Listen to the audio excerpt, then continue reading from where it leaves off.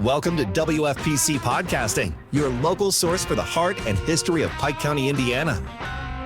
And now, here's your host, Randy Harris. As we've mentioned before, Pike County has a wealth of talented local musicians. The per capita ratio has to be strong.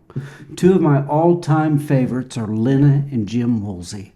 They've been making great music for decades. Jim, Lynna, you were two of my first friends when I came into Pike County. David Foster brought me over to your house and we sat in your living room. That's been a few turns around the sun ago. Just a few. I remember it though. That's a good thing. Your kids were little? A few gray hairs ago, right? Yeah. Kids were definitely little, and they're in their 40s now.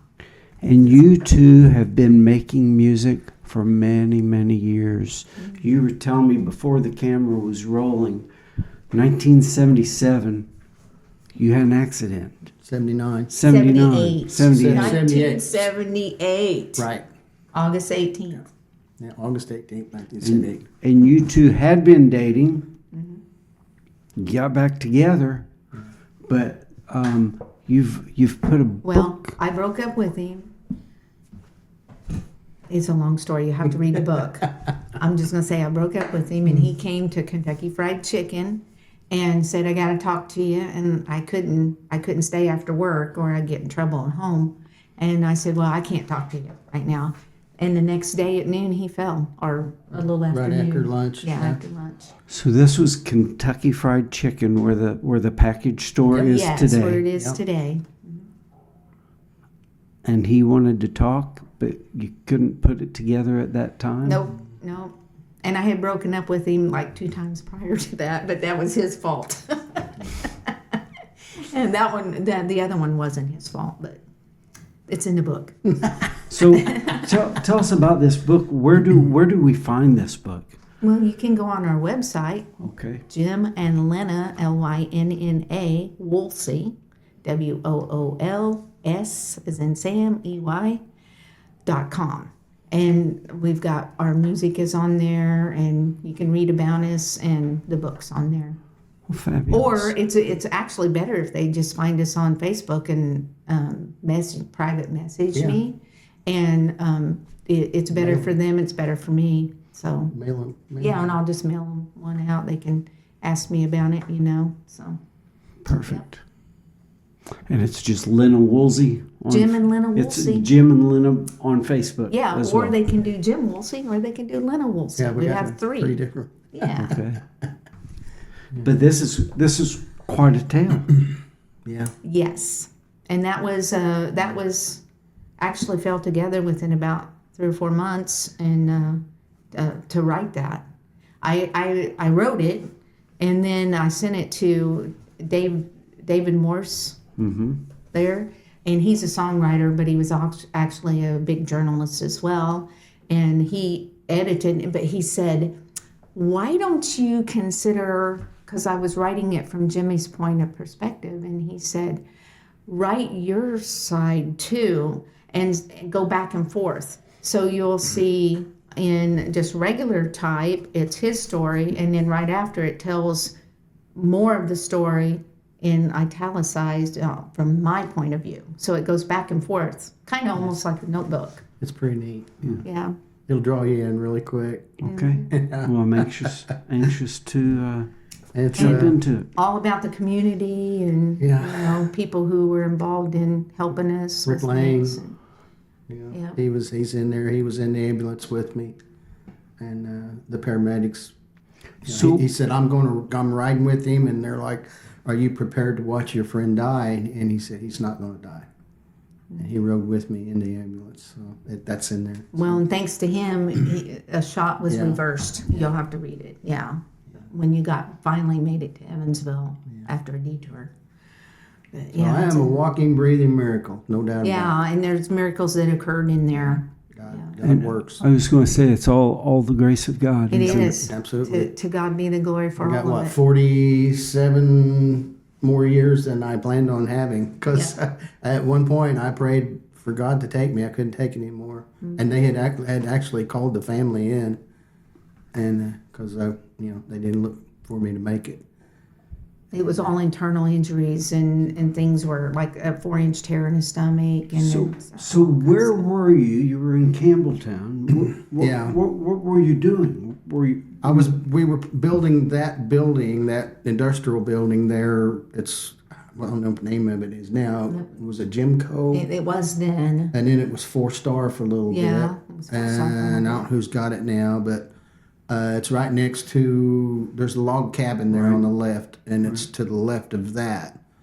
And anyways, it was the back left corner where they had a homemade scaffolding on the back of a truck, and it was kind of wobbly. I remember that, and I had climbed up from that to the roof, and they had used the black insulation board like you used on the side of the houses. Right, fiber They had board. used that for decking under the tin. Oh my! And so it just crumble. And then we had made homemade trusses out of angle iron and rebar, and then where the purlins 10-foot pine 2x4s was at every 2 foot. They had just welded a piece of angle iron and blew a hole in it with a torch. So we had one 16-penny nail drove through that into the board and clenched over so the board would work as you walked on it. Wobble. And wobble. This was not OSHA certified. Well, they said it was. And then the insulation board was held down with roofing nails, so that would work and work loose, and tear it, and we didn't know it. But anyways, yeah, I went through that, and I remember waking up with that black insulation board and blood under my fingernails because I had hung on after I'd went through. And You mentioned Rick was with you, Rick Lane. yeah, he worked out there too. Okay. Yeah. Yeah, he was like you when you were introduced to us. Rick was one of the first guys that I was introduced to when we moved from out west, from Arizona back here. We both bought a guitar off of Tony Rothrock, the Fender F35. I'm never forget. It looked like it was like a $180 guitar, and he had ordered 3 of them. My grandpa bought one, I bought one, and Rick Lane brought one. Well, it just happened that when I went over there, Rick was there, and I was like, I can't remember, 15, and Rick was 14, and we struck it off, and we were buddies after that, And What a great guy. yeah, yeah. Oh, man. Yeah, he was amazing. Everybody And, misses him so bad. Yeah, and he could play blues. He could do Stevie Ray Vaughan better than Stevie Ray, I think. He was incredible. Yeah, Just to listen to him play was. yeah, Mm-hmm. yeah. He had, when I moved to town, I had I got into the radio station early, and then I usually worked late and covered meetings, so I had a long lunch hour. He had a little music store. He did. Up on kind of between China Walk and Mahoney's, right in there somewhere, Right. wasn't it? Yeah, little. Yes. Yeah, We bought Dusty's first violin there. yeah, He was 4 years old. yeah. Yeah, Went up there, I remember went up there and going hung through- out quite a bit We when he did. had that little store. It was pretty neat. I've still got a banana tuner I got from him. Yeah, we had. It was so funny because we had completely different styles and take on music. I mean, I got into, at that time I got into a lot of John Denver, and then it was like some of the Southern rock, and Rick was leaning more towards the blues stuff, and the harder rock stuff. So, but we could get together at any point. It was amazing, and Rick even said, "This is so cool," because we could just work off of one another. We could just do a song and it just fit, even though we had completely opposing styles. It was just really, really cool. Boy, he did a Somewhere Over the Rainbow. That Yes, Mm-hmm. yeah, was incredible. technical. Yes. He won a contest with that, I Is that believe. right? Oh yeah, Mhm. And that's in the book, yeah, on the very back. All right. yeah. Music. You've been doing this since you were 14. He's probably a year or two older than you, but since you were 14, 15 years old. I've actually been writing songs since before I could remember. I remember Mom and Dad said that we traveled a lot. I literally grew up on the road. They said we Your dad's career was traveling welder, like on the water towers, and which those jobs didn't last long. So I was worse than an army brat. I mean, we lived. You were out somewhere back 3 months, 4 months, 3 days. Sometimes. There was a lot of times they enrolled me. There were several times they enrolled me that morning in school, and in the afternoon, Dad was setting out in front of the school, and I got in the truck and we went on to the next job. So yeah. Woolsey's a Pike County name. Yeah.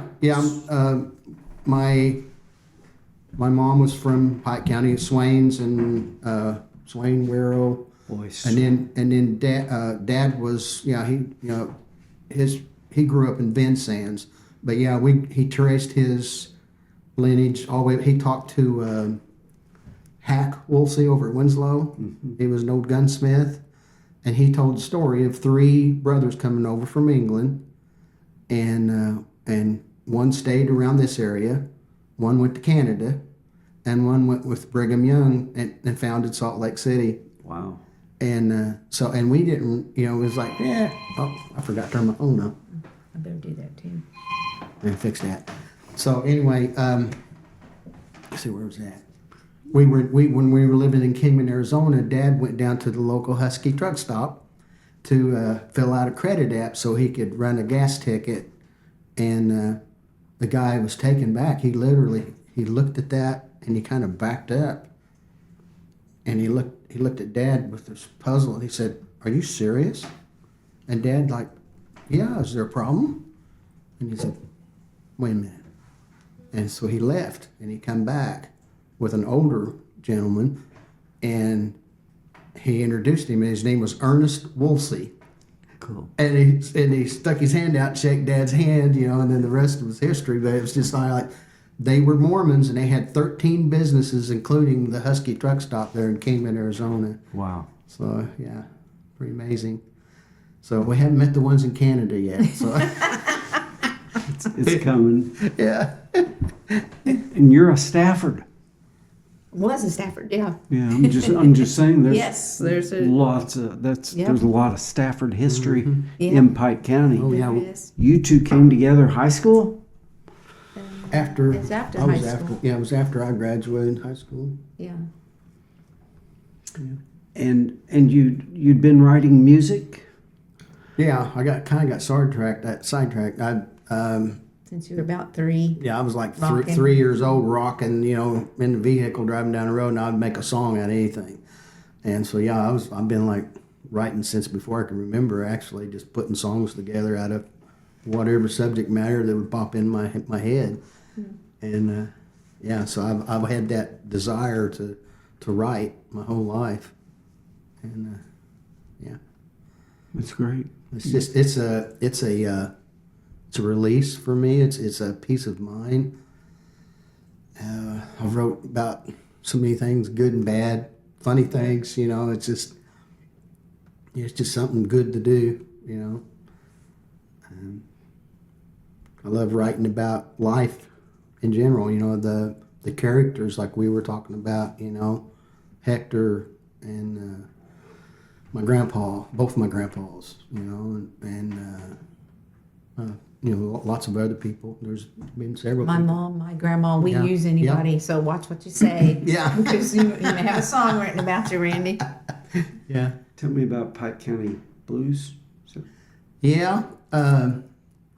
Me and Joe Sumner, Mike Sumner's dad. I worked with Joe actually we met before I got on at the plant, and he was a welder, and then I got on. I went from operations into maintenance, and then he took a supervisor's job, and he ended up being my supervisor. And but anyway, Close friends. yeah, close friends. And we were talking one day about writing songs, and he said, "What would you like as far as writing songs?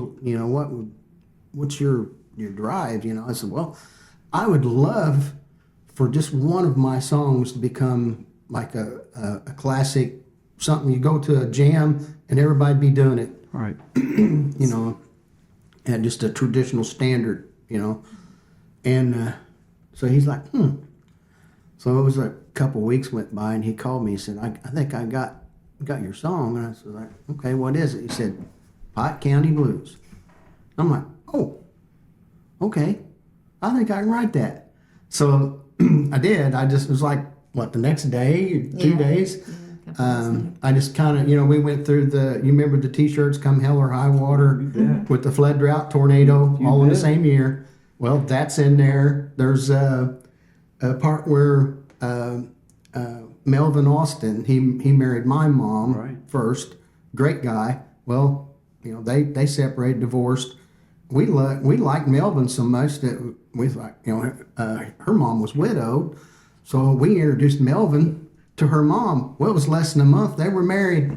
So I told the guys out at plant one day, we were sitting, eating lunch, and Rick Parker was one of them, and so I'm telling, I say, Melvin, he married my mom. And they said, yeah. I said, well, they got divorced. Said, yeah. I said, well, he just married my mother-in-law.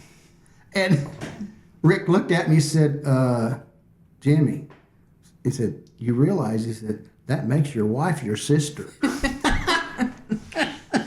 So my immediate response was, well, maybe that's what's wrong with the kids. So anyways, that's in there. And there's just poking fun at everything, everybody, even the negative stuff. It's all in fun. Is this something you can share with us today? Yeah, we can do it. If you want to try to do it. Let's hear it. Did you put it on just in case I forget my words, because it's pretty wordy. And we haven't done it in a long time. Well, this is something special just for you. Thank you. And we shortened up the break, right?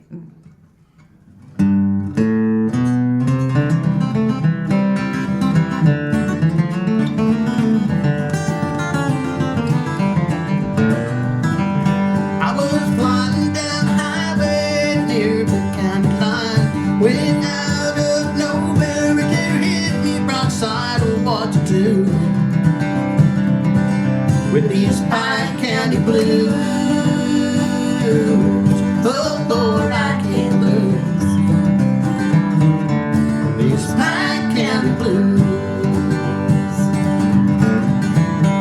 Today I got a letter, they say I'm out of time. The state's gonna take the farm for Highway 69, oh, what to do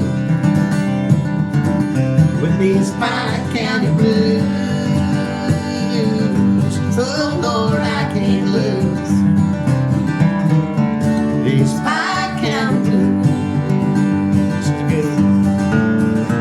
Paul Harvey says an unsolved murders that were number one. So I gave my heart to Jesus, and I sleep with a gun. Pike County blues.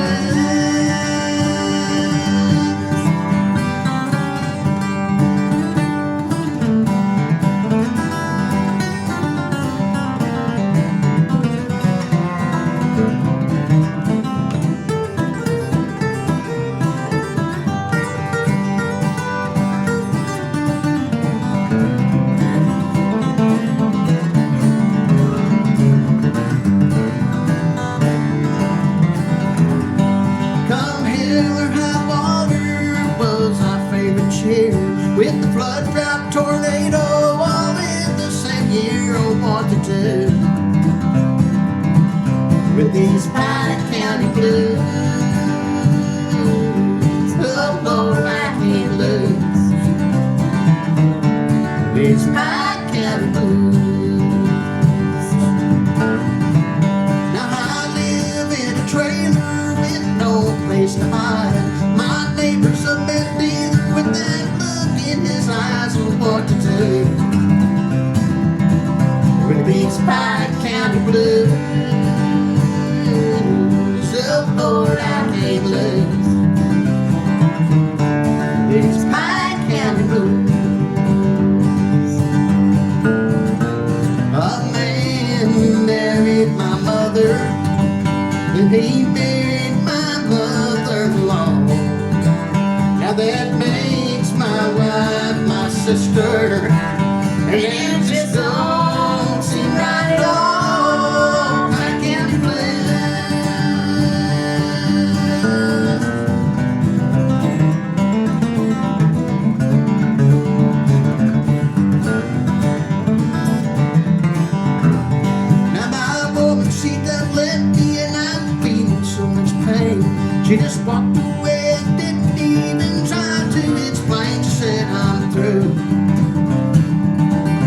with these Pike County blues. Oh Lord, I can't lose these Pike County blues.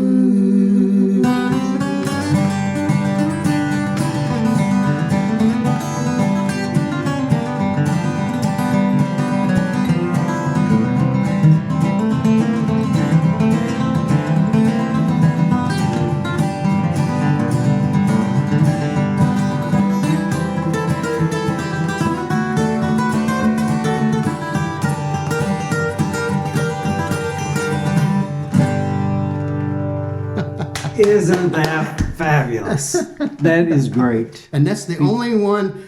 Well, they played on WSM in Nashville. Wow, And they've that's- been playing it like, what, 2014? Somewhere around in there. And every once in a while, I'll have a friend down there who will send me a picture of their dash, with Pike County Blues, WSM. Mike Sumner being one of them. Mike's one of them, yeah. So, yeah, that's pretty neat. Isn't that fabulous? Yeah, yeah. It's fun. So you wrote this turn of the century, late 90s, early 2000s? Something. 2000, I can't remember, exactly what year. We'll be right back. But first, let's take a minute to hear from our sponsors. This is Kyle Hathaway with Hathaway Excavating and Rock Yard. We have the equipment and crew to take care of your earth moving needs, septic installs, and digging out what you need dug out. We also deliver rock, and we maintain and pump septics. We're just a couple miles away. Call Hathaway Excavating at 812-582-2646. Welcome to 907 North Vincennes Avenue, Petersburg, Indiana. This is a fabulous business opportunity. It is the former Benner Heating and Air office. It's been updated and remodeled with an open lobby, 3 individual offices, a shower and a bath, and 3 large bays with lots of floor space. It's ready to move your shop and office into a great location, and it's well priced. Call Harris Real Estate 812-380-1065.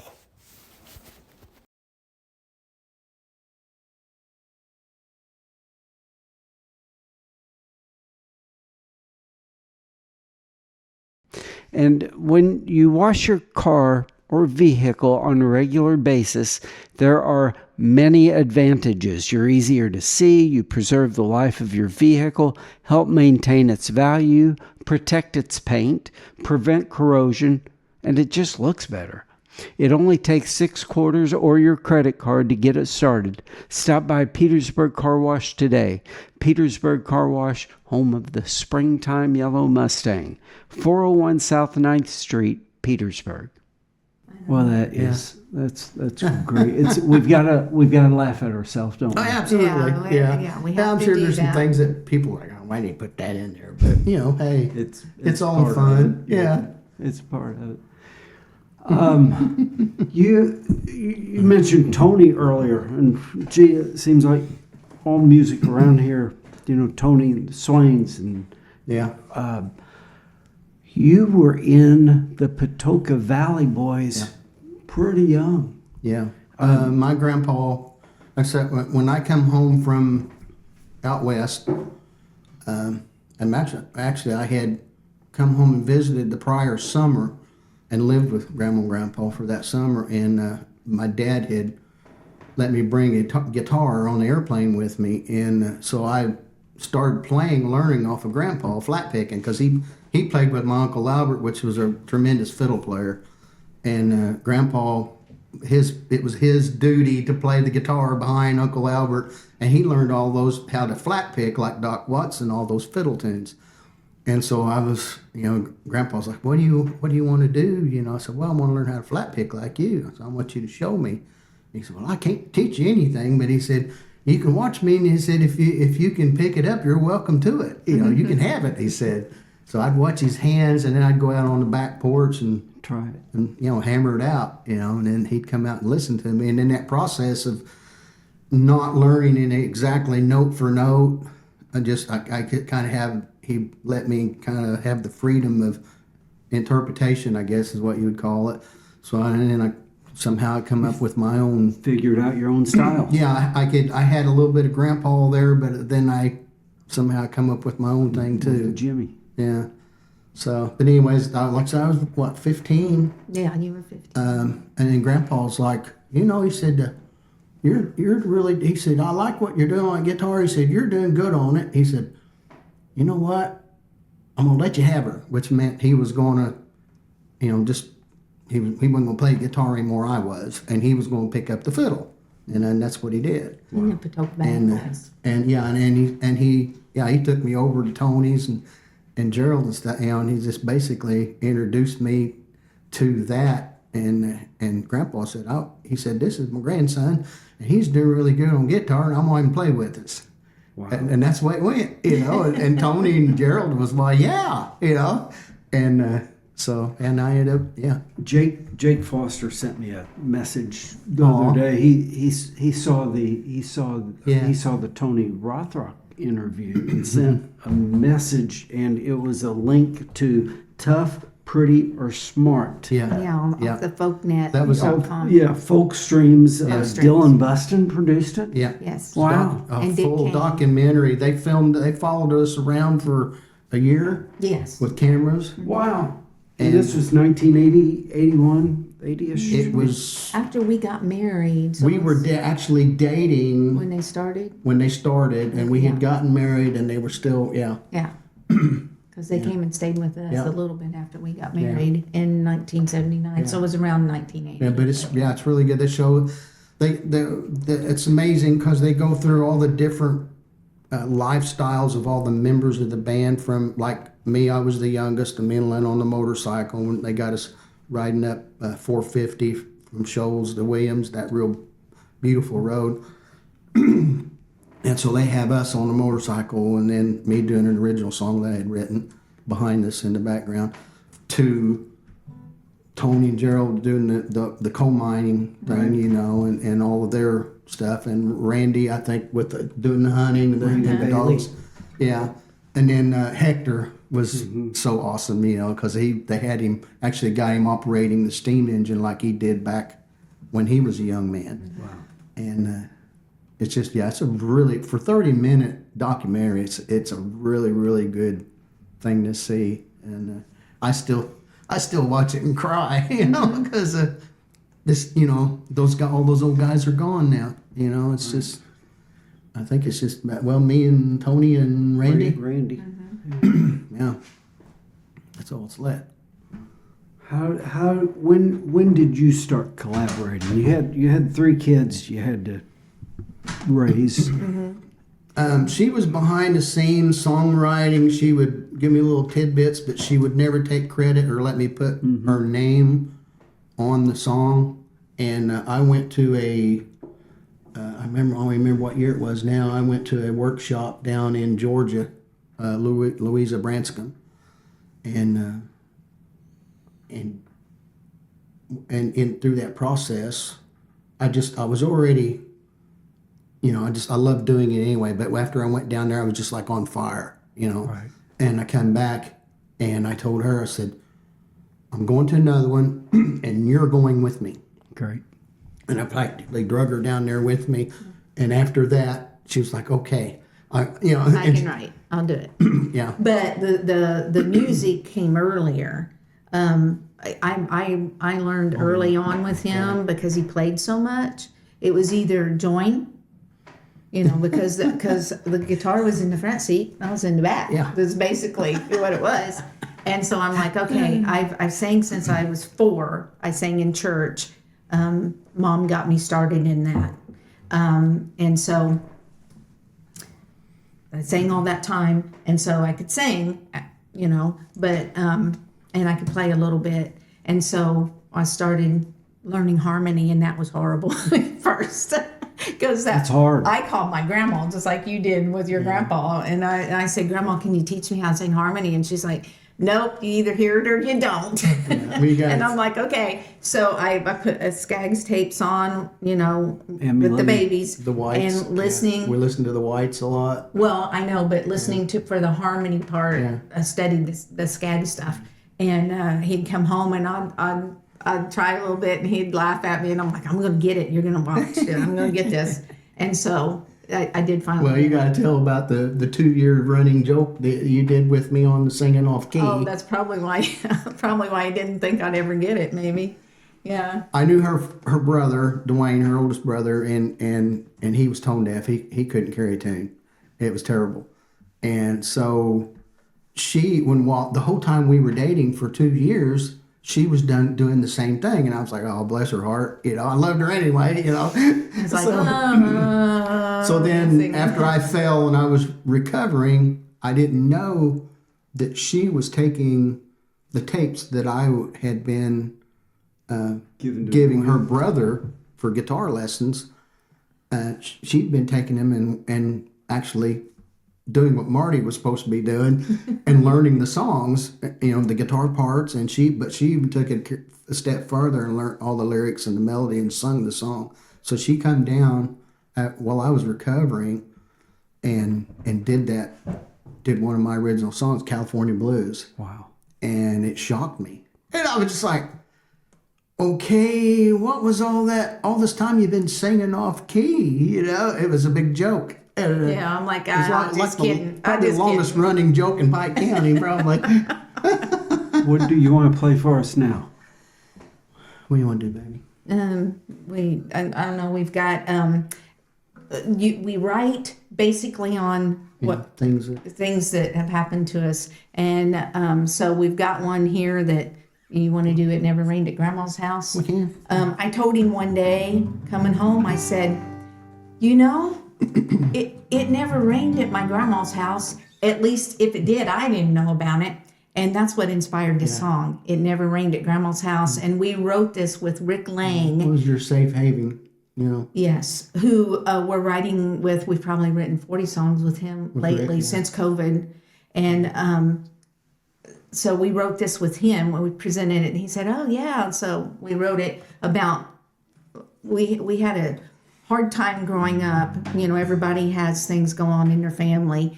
And Grandma lived next door, and we went there every weekend and stayed with Grandma, and she was our safe haven. And so that's what the song's about. Never rained at Grandma's house.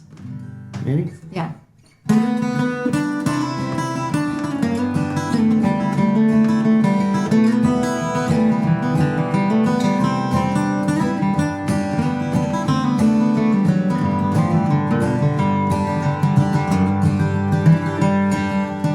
Next door to Grandma in our childhood years, there was a well-beaten path from our house to home. Thunder in the distance, lightning all around. She was a shelter from the storm. It never rained at Grandma's house. It never rained at Grandma's house. If it did, we never knew. Faith, hope, and love was always shining through. I wish I could go back and lay my troubles down, where Grandma and the good Lord seemed to always work it out.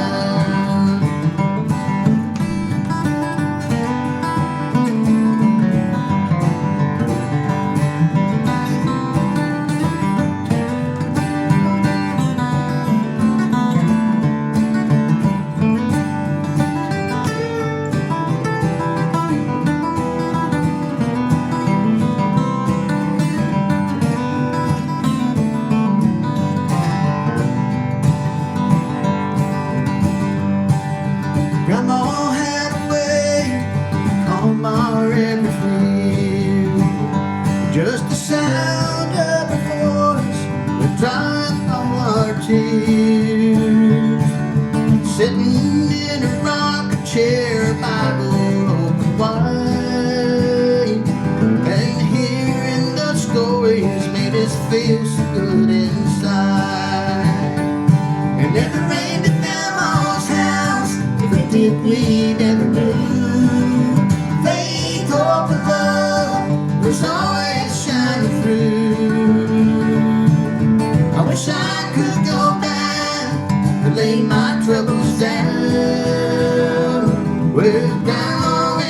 good Lord Savior always working out.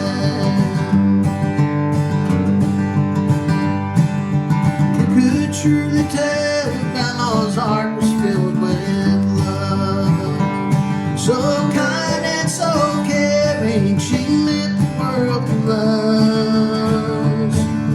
Grandma was a rainbow breaking through the clouds. She was a ray of sunshine that never rained at Grandma's house. Never rained at Grandma's house. If it did, we never knew. Faith, hope, and love was always shining through. I wish I could go back and lay my troubles down with Grandma and the good Lord seemed to always work it out. Between her and the good Lord, it never rained in Grandma's house.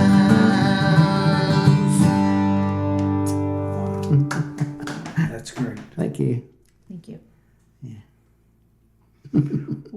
You haven't been touring or appearing much lately. You're kind of in a songwriting mode, aren't you? And Right. writing a whole Yeah. lot more, yeah. Yeah. Do you have anything coming up where people can come see you? Yeah, in May. We got the- have one in May scheduled, and we'll probably have some what's more in the- the summer. What's the name of the theater? I couldn't tell It's you. in Murham, Indiana. Yeah. Toward Terre Haute. Yes. Yes. We were invited to play up there. It's a new venue. They have completely restored, I guess, an old theater in Murham. And I think it has to do with a church thing that was there. Yeah. And it was a camp, originally a camp. yeah, it was a church camp. And so they've renovated, and the theater holds, I don't know, 200 or 300 people. And they came to the house, I don't know, here a few weeks ago and said, would you guys Yeah. consider playing there? They're getting a lot of people to perform at that theater. So Great. Well, you've always sounded great. It's just Well, thank you. you're so Well, thank you. refreshing to. Thank you. and that's going to be May 15th. May 15th. I know that's at that's Murham, the date. Yeah, at Murham, Indiana. and it will be on your website. It will or be. It will be on your Facebook or We'll put it something. on the Facebook, and we'll put it on our website as well. I've got to do that. I just haven't. I get behind. We on it. we probably would have done the Buffalo Trace a couple times, but we were asked to. Several times. But back when we were asked, we were doing the IBMA A lot. down at Raleigh, North Carolina, so it would be You like, were on the road. yeah, we can't do it. Sorry, Well, they moved that, so we could do that now. Yeah, we Great. can do that now. Yeah. Kind of putting that out there. Yeah. I'll tell Josh and Kelly and the mayor. You got one more for us today? You want to do that? I don't care. Long ago. Long ago? Yeah. This one. You want to? Can we tell a quick let's story? talk about 1979 when I was playing with the Patoka Valley Boys. We kicked off down at Roberts Stadium a show for Nitty Gritty Dirt Band. Right. I've heard that. And which was a major thing for me. I was still a teenager, And so anyway, now fast forward 50 years, they were having their 50th anniversary tour, At and they French were Lick. up at French Lick, and we went and seen them, and we're sitting there, and they had this video that they played while they were playing live on stage, and it was from 1979. They had went to Russia. I didn't realize they were the first American band to tour Russia. Wow. And so anyways, I'm watching this and listening to them, and all these memories come rushing back. And I'm writing a song in my head driving home, and I told Lynna, so I got this song, I've got to get it wrote down. I got to get it wrote down. I don't want to lose it. And so that's what inspired this song. It's called And Long Ago. It's on Bonfire. Yeah, it's on label. And they just reposted that not too long ago. We have a video It's titled- on titled Pine that. Castle, Bonfire Pine Castle label that every once in a while comes around, and it's this song, Long Ago. See if I can not mess it up and get emotional. Yeah, I get emotional, I forget what I'm doing. 1, 2, 3, 4.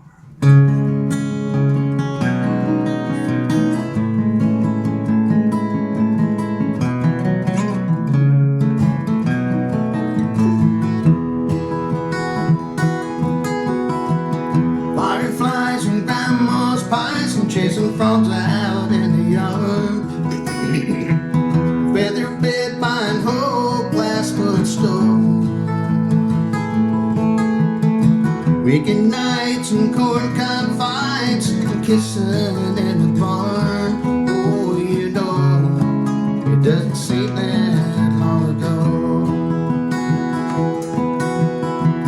A high school dance and take a chance, and mama would never know. Two young kids in love out of control. Change of plans, not being man. She started to show, and you know, it doesn't seem that long ago. Long ago, we were young and they were old. Long ago, when there was nothing to time. Long ago, when I was yours and you were mine. With the hunger, we gave our heart and soul. Yet you know, it doesn't seem that long ago.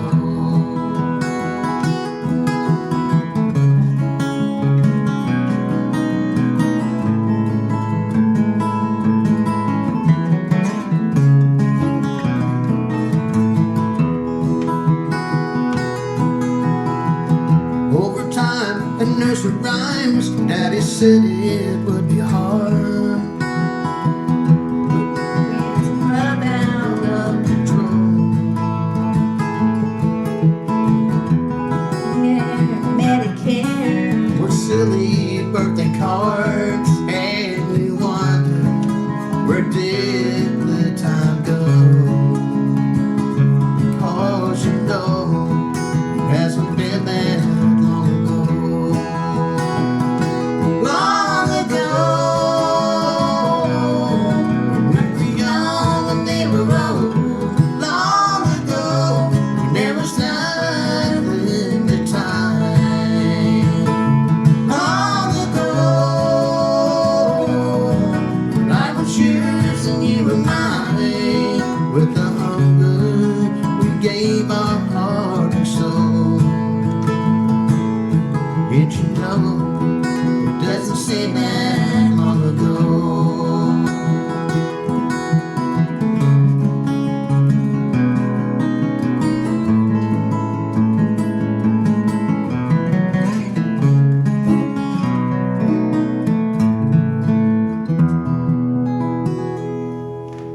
Beautiful. Had to mess up a little bit, didn't it? Don't know how you remember everything, Oh. but beautiful. Thank you. Thank you. A lot of your stuff today is Christian based, isn't it? Yeah. Yes. Yeah. We do a lot Yes. of gospel right now.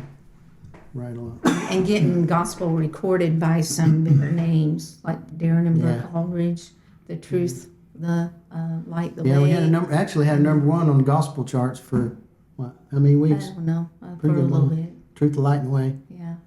We wrote that with Rick Lang too. Yeah. It's Rick's been a blessing. He's 70 years old and he had a wood thing, a wood company, and he retired and he's doing this nonstop and he does it every day. We don't write every day. He writes every single day. Him and Mark Brickman, same way. He writes every day. single day. It's like clockwork. And what is his name? Rick Lang, Lang. Not to be confused Right. With, with yeah. the fellow we were Yes. talking Exactly. about earlier, Yes. Rick Yes. Lang. Yes. So, okay. Guys, you're great. Oh, well, thank you. I sure appreciate your friendship all these years. Thank you, yours too. And hopefully you're going to come back on here with some other stuff Sure. one of these days. Yeah. But we're about out of time for right All now. right. Well, thank you for having us. Well, thanks for coming on. Yeah.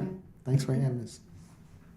Thanks for joining us for this program of WFPC Podcasting. The program is brought to you by Harris Real Estate, Hathaway Excavating and Rock Yard, and Petersburg Car Wash.